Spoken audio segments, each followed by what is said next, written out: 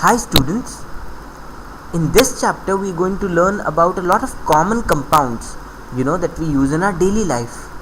We're also going to learn about some uncommon compounds which are important but which we don't use in our daily life.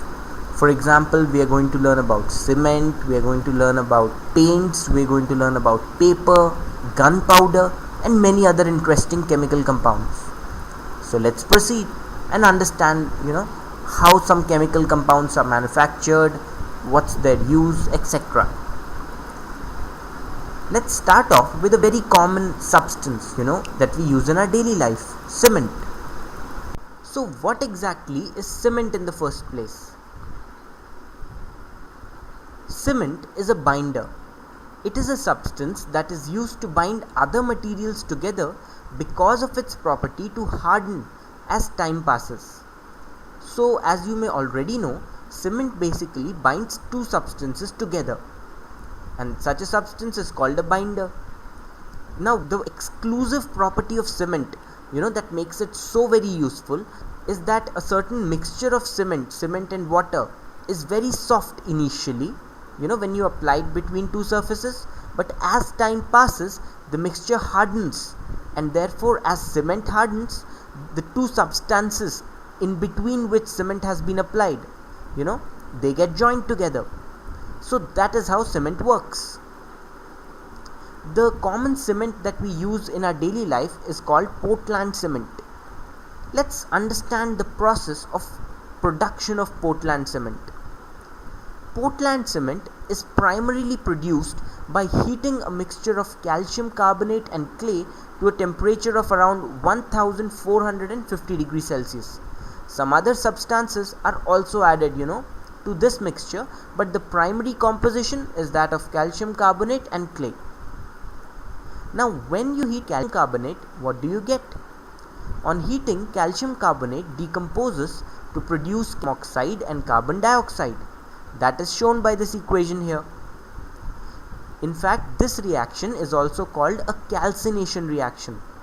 You see, calcium carbonate and clay are heated in the absence of oxygen. Any reaction which takes place in the absence of oxygen and involves the decomposition of a substance is called calcination. So calcium oxide is produced after calcination because carbon dioxide escapes into the atmosphere. The mixture of calcium oxide and clay that remains once the initial mixture is heated is called clinker.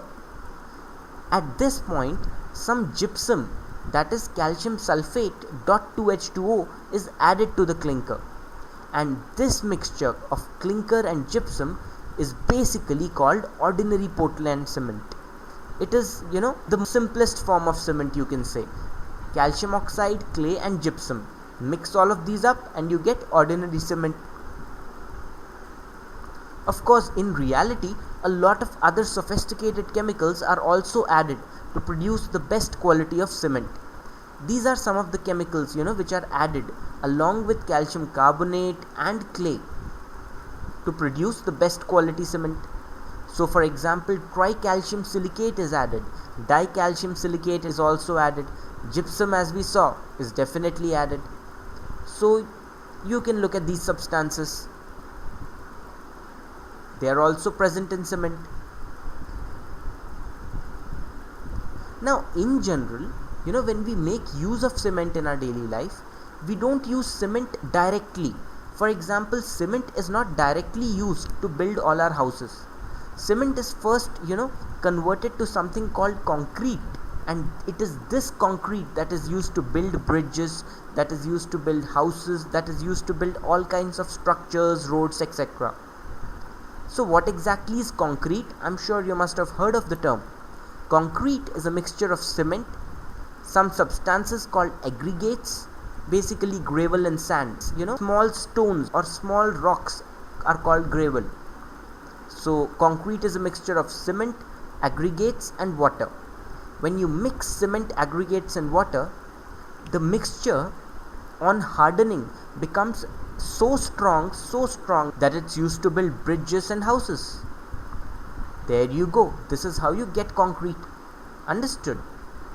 Note that if you just mix cement and water, even then the mixture will harden after some time and it will help join two substances together.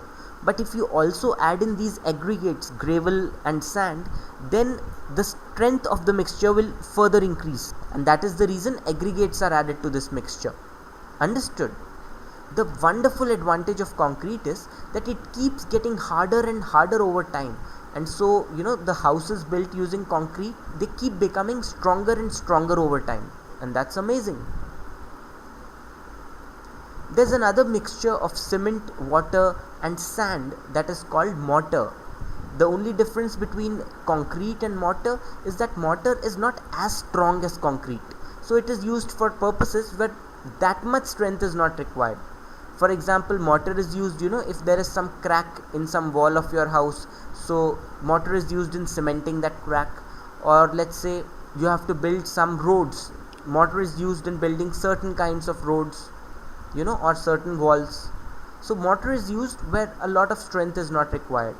The difference between mortar and concrete is that it doesn't have gravel in it. Cement, sand and water forms mortar. With respect to concrete, how much cement must be mixed with how much amount of aggregates and how much water? Well, it has been found that the perfect composition to form, strong concrete is that to produce 1 meter cube of concrete, you take 300 kg of cement and you take 160 liters of water and you take some aggregates. When you do that, you get 1 meter cube of concrete. So there you go. That's about cement. Until now we talked about what cement consists of, how cement and water and aggregates can be mixed to form concrete. But how does cement really work? What happens is that generally you take a mixture of cement, water and aggregates and you apply it between two substances.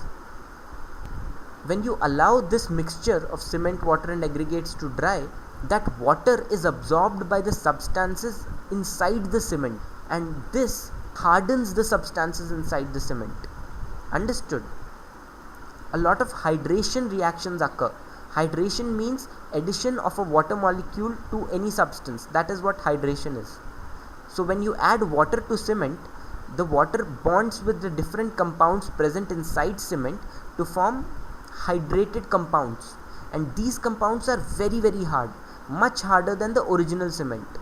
And so after some time the cement and water mixture becomes very hard, and that gets attached to both the substances. This hard substance that is formed gets attached to both the substances that the cement is supposed to join, and the two substances get joined.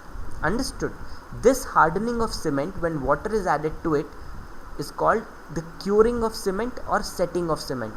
So you must remember this fact: curing or setting of cement. So that was about cement, a common mixture that we see in our daily life. Another very common mixture is ink. Of course, you must have used ink at some time or the other, right, to write on your papers. What exactly is ink? Also, how is ink prepared? What does it consist of? Let's find that out now.